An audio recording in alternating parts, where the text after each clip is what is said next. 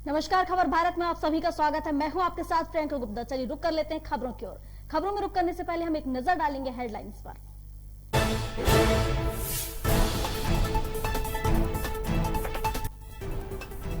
LAC पर फिर हुई हलचल। लद्दाख में चीनी वायुसेना का युद्ध अभ्यास। भारतीय सुरक्षा एजेंसियां हुई चौकन्नी।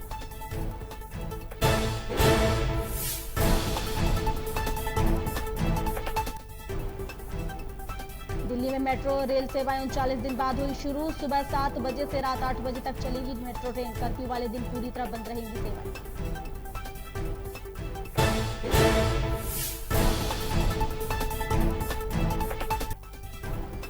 मध्य प्रदेश में भाजपा की प्रदेश कार्य समिति घोषित।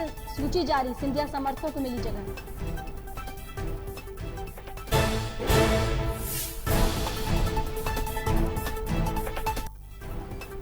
और चंडीगढ़ में भाजपा के वरिष्ठ नेता और पूर्व स्वास्थ्य मंत्री का ब्लैक फंगस से निधन।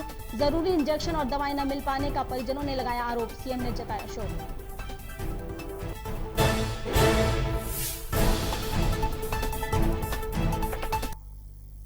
और अब खबर विस्तार से। देश में कोरोना की दूसरी लहर ढलान पर है और लाइन ऑफ एक्चुअल कंट्रोल पर तनाव बढ़ता जा रहा है।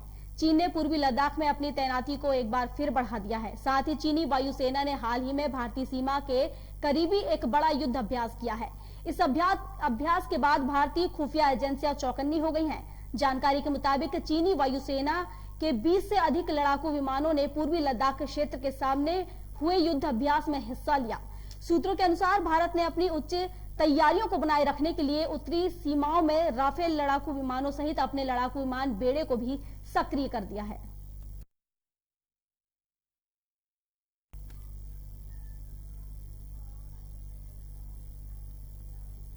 दिल्ली में मेट्रो रेल सेवाएं 39 दिन बाद बुधवार सुबह से शुरू हो गई है।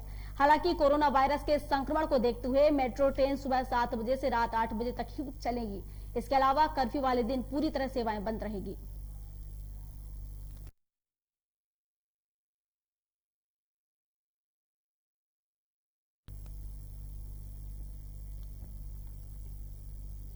मध्य प्रदेश में भाजपा ने अपनी प्रदेश कार्य समिति का ऐलान कर दिया है और सूची भी जारी कर दी गई है। इस सूची में 23 स्थायी आमंत्रित सदस्य, 218 विशेष आमंत्रित सदस्य और 162 कार्य समिति सदस्यों को जगह दी गई है। भाजपा सांसद ज्योतिरादित्य सिंधिया को स्थायी आमंत्रित सदस्यों में शामिल किया गया है। इसके साथ ही सिंधिया समर्थकों को भी कार्य समिति में तवज्जो दी गई है।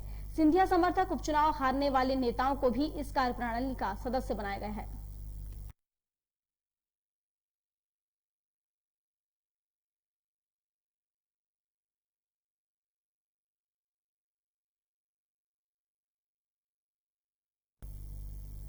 चंडीगढ़ में भाजपा के वरिष्ठ नेता और पूर्व स्वास्थ्य मंत्री कमला वर्मा का निधन हो गया है। वह पिछले दिनों ब्लैक फंगस की चपेट में आ गई थी। इसके बाद उन्हें अस्पताल में भर्ती कराया गया था। भाजपा के वरिष्ठ नेता कमला वर्मा 3 बार कैबिनेट मंत्री रह चुकी हैं। कुछ दिन पहले वह कोरोना संक्रमित हो गई थी। इसके बाद उनके चेहरे में सूजन आने पर ब्लैक फंगस के इन्फेक्शन की भी डॉक्टरों ने पुष्टि की थी। यमुनानगर के आसपास में उन्होंने इलाज के दौरान दम तोड़ दिया। कमला वर्मा के परिजनों ने जरूरी इंजेक्शन और दवाएं न मिल पाने का आरोप भी लगाया है।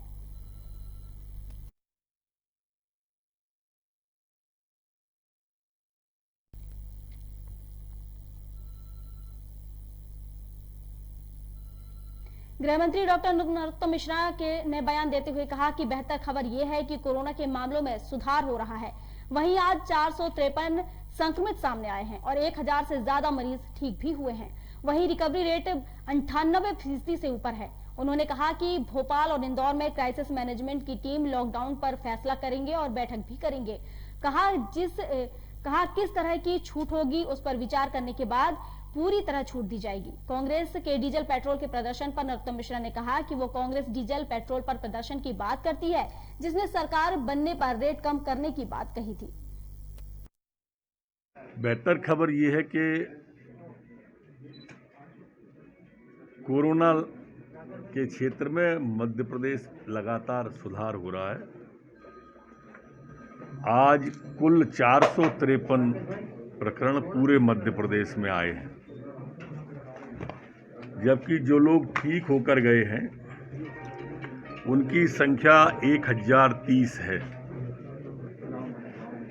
मध्य प्रदेश में आज एक्टिव केस कुल 7,071 ही बचे हैं।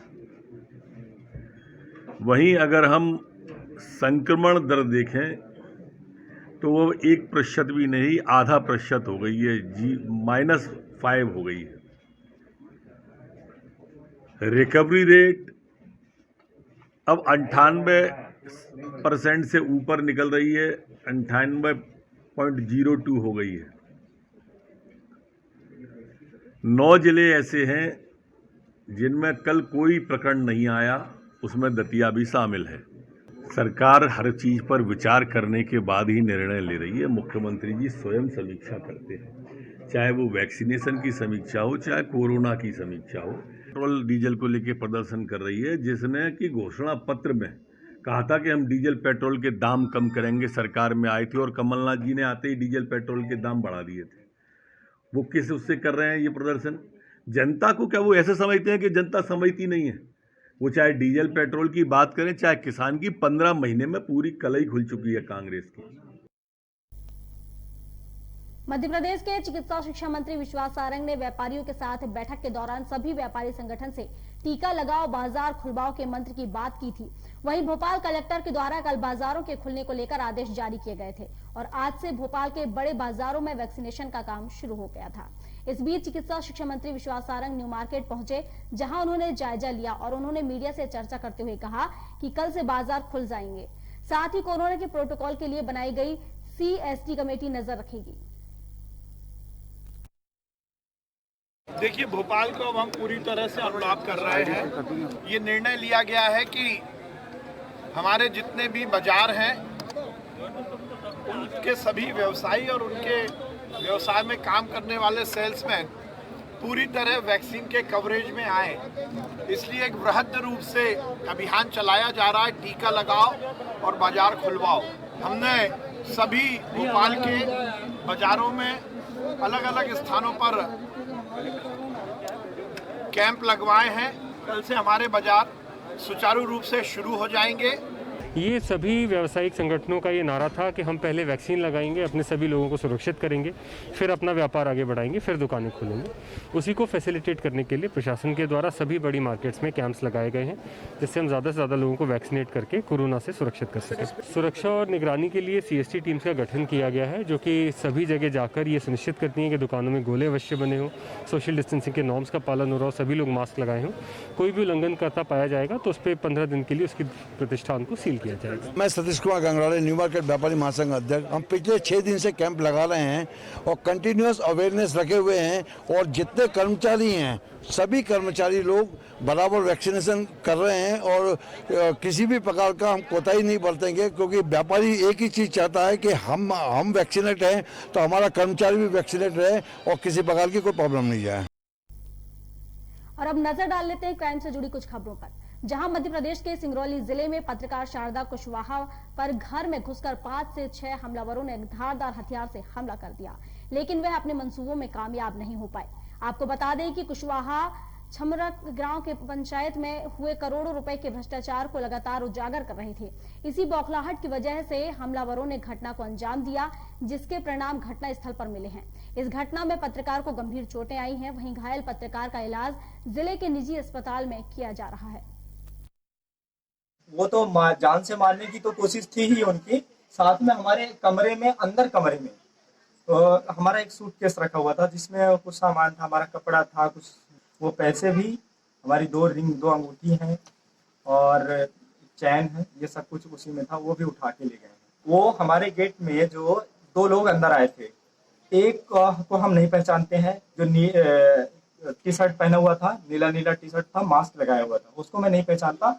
एक हमारे गांव के रोजगार सहायक जो धीरेन्द्र कुशवाहा थे, सेम उनके ही शकल का, उनके ही जैसे कपड़ा पहने हुए। तो सीधा सीधा है कि मैं सरपंच महेंद्र के खिलाफ जो है, तो जो उनके द्वारा भ्रष्टाचार हुआ है उसके खिलाफ मैं काम किया हूँ। मैं उनके अलावा मेरा कोई दुश्मन नहीं है, ना मेरा किसी से अन्य दुश्मनी है, सिर्फ जो है राजनीतिक मतभेद इनसे हमारा था और इसी के कारण ये हमारे जान पर उतारू हो गए लेने के लिए। खबर भारत में खबरों का सिलसिला लगातार जारी रहेगा। आप बने रहिए खबर भारत के साथ।